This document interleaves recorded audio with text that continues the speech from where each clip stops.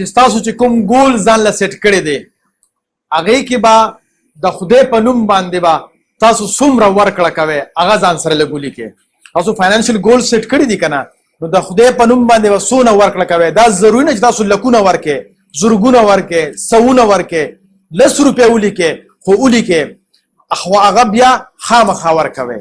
لکه تاسو وایئ چې میاشتې مونږ تنخوا والو که نه نو مونږ به 100 روپۍ ورکوو د خدای په نوم باندې 100 روپۍ ورکوئ، خو ځان سره ولیکئ چې لکه مونږ به دونه کنټریبیوشن خامخا کوو. تاسو ګوره بیا به انشاءالله العظیم ستاسو په پیسو کې خدای پاک خامخا برکت راځي.